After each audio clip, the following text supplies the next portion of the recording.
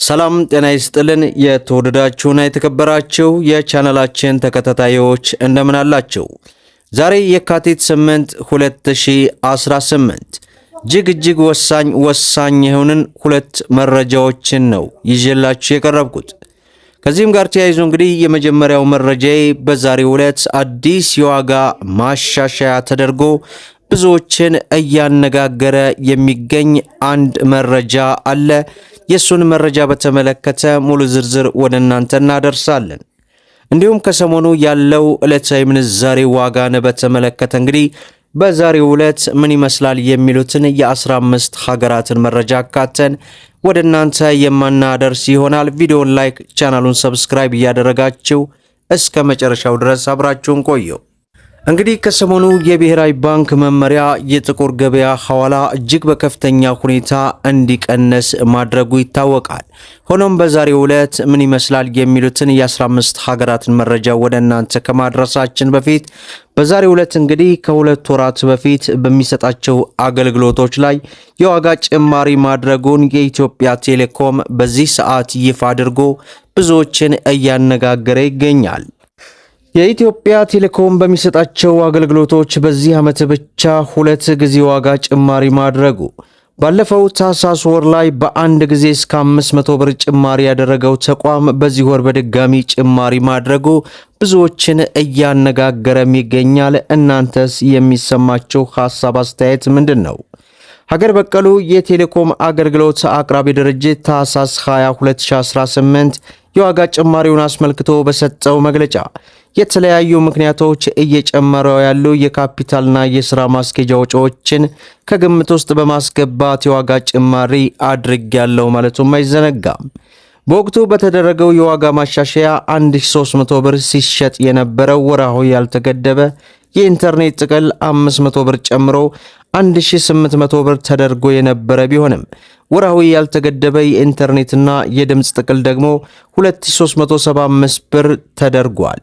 በዚህም 65 ብር ሲሸጥ የነበረው ዕለታዊ ያልተገደበ የኢንተርኔት ጥቅል 20 ብር ጨምሮ 85 ብርም ሆኖ እንደነበር ይታወሳል። አሁን ደግሞ ለሁለተኛ ጊዜ በተደረገው የዋጋ ጭማሪ 1800 ብር የነበረው ወርሃዊ ያልተገደበ የኢንተርኔት ጥቅል 2000 ብር ገብቷል። በ2375 ብር ይሸጥ የነበረው ወርሃዊ ያልተገደበ የኢንተርኔትና የድምጽ ጥቅል 275 ብር ጨምሮ 2650 ብር ሆኗል። ወደ 85 ብር ከፍ የተደረገው ዕለታዊ ያልተገደበ የኢንተርኔትም አገልግሎት አሁን ላይ እንግዲህ 95 ብር መግባቱ በተመሳሳይ መልኩ ብዙዎችን አነጋግሯል። እኛም እንግዲህ በተለይ የዋጋ ጭማሪ ቢደረግም የኔትወርኩ ጉዳይ ግን ብዙዎቻችንን እያስተዛዘበ ይገኛል። ሌላው እንግዲህ ዕለታዊ ምንዛሬ ዋጋን ስንመለከት በዛሬው ዕለት 1 የአሜሪካ ዶላር 185 ብር ከ15 ሳንቲም ሲመነዘር 100 የአሜሪካ ዶላር 18515 የኢትዮጵያ ብር እየተመነዘረ እንደሚገኝ ዌብሳይቱ በዚህ ሰዓት አስነብቦናል። የካናዳ ዶላርን ስንመለከት 131 ብር ከ30 ሳንቲም ሲመነዘር 100 የካናዳ ዶላር 13130 የኢትዮጵያ ብር ሲመነዘር ይውላል ማለት ነው። ሌላው ዩሮን ስንመለከት 214 ብር ከ90 ሳንቲም ሲመነዘር 100 ዩሮ 21490 የኢትዮጵያ ብር ሲመነዘር ይውላል ማለት ነው። ሌላው ፓውንድ ስተርሊን ስንመለከት 243 ብር ከ20 ሳንቲም ሲመነዘር 100 ፓውንድ ስተርሊ 24340 የኢትዮጵያ ብር እየተመነዘረ ይገኛል ማለት ነው።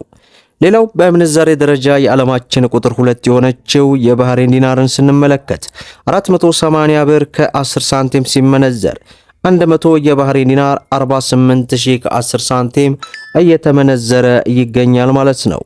ሌላው የሳውዲ ሪያልን ስንመለከት 48 ብር ከ60 ሳንቲም ሲመነዘር 100 የሳውዲ ሪያል 4860 የኢትዮጵያ ብር ሲመነዘር ይውላል ማለት ነው። ሌላው ዩናይትድ አረብ ኤምሬትን ስንመለከት 49 ብር ከ90 ሳንቲም ሲመነዘር 100 የዱባይ ድርሃም 4990 የኢትዮጵያ ብር ሲመነዘር ይውላል ማለት ነው። ሌላው በምንዛሬ ደረጃ የዓለማችን ቁጥር 1 የሆነችው የኩዌት ዲናርን ስንመለከት 597 ብር ከ30 ሳንቲም ሲመነዘር 100 የኩዌት ዲናር 59730 የኢትዮጵያ ብር ሲመነዘር ይውላል ማለት ነው። ሌላው የጆርዳን ዲናር ነው። በዛሬው ዕለት አንድ የጆርዳን ዲናር 257 ብር ከ50 ሳንቲም ሲመነዘር 100 የጆርዳን ዲናር 25750 የኢትዮጵያ ብር ሲመነዘር ይውላል ማለት ነው። ሌላው የአውስትራሊያ ዶላርን ስንመለከት 117 ብር ከ40 ሳንቲም ሲመነዘር 100 የአውስትራሊያ ዶላር 11740 የኢትዮጵያ ብር ሲመነዘር ይውላል ማለት ነው። ሌላው በምንዛሬ ደረጃ የዓለማችን ቁጥር 3 የሆነችው የኦማር ሪያል ናት። በዛሬው ዕለት አንድ የኦማር ሪያል 469 ብር ከ20 ሳንቲም ሲመነዘር 100 የኦማር ሪያል 46920 የኢትዮጵያ ብር ሲመነዘር ይውላል ማለት ነው።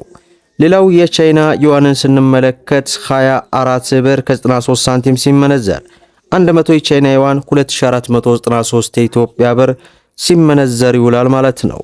ሌላው የእስራኤል ሽቅል ነው። በዛሬው ዕለት አንድ የእስራኤል ሽቅል 55 ብር ከ20 ሳንቲም ሲመነዘር 100 የእስራኤል ሽቅል 5520 የኢትዮጵያ ብር ሲመነዘር ይውላል ማለት ነው። ሌላው የስዊስ ፍራንክን ስንመለከት 230 ብር ከ30 ሳንቲም ሲመነዘር 100 የስዊስ ፍራንክ 23000 ከ30 ሳንቲም እየተመነዘረ እንደሚውል ዌብሳይቱ በዚህ ሰዓት ያስነበበንን መረጃ ወደ እናንተ አድርሰናል ማለት ነው። እንግዲህ ከሰሞኑ የኢትዮጵያ ብሔራዊ ባንክ ያወጣው አዲስ መመሪያ በተለይ የጥቁር ገበያ ሐዋላ እጅግ በከፍተኛ ሁኔታ ጨምሮ ከ190 ብር በላይ ደርሶ የነበረ ቢሆንም ሰሞኑን እንግዲህ ያሽቆለቆለ ያለበት ሁኔታ ነው። የጥቁር ገበያ ሐዋላ መጥፋትና ማሽቆልቆል ለሀገራችን መልካም ነው እያልኩኝ ለዕለቱ ያስኩላችሁ መረጃ ይህን ይመስላል ማለት ነው። ቪዲዮን ላይክ ሸር እያደረጋችሁ ለብዙ ኢትዮጵያን እህት ወንድሞች እንዲደርስ አድርጉ። ለቻናላችን አዲስ ከሆናችሁ ሰብስክራይብ ማድረጋችሁን አትርሱ እያልኩኝ ለዛሬ ያስኩላችሁ መረጃ ይህን ይመስላል። እስከ ፍጻሜው ድረስ አብራችሁን ስለቆያችሁ ልባዊ ምስጋናችን ይሰጠን። በሌላ ቪዲዮ እስከምንገናኝ ወሰላሙ አለይኩም ወራህመቱላህ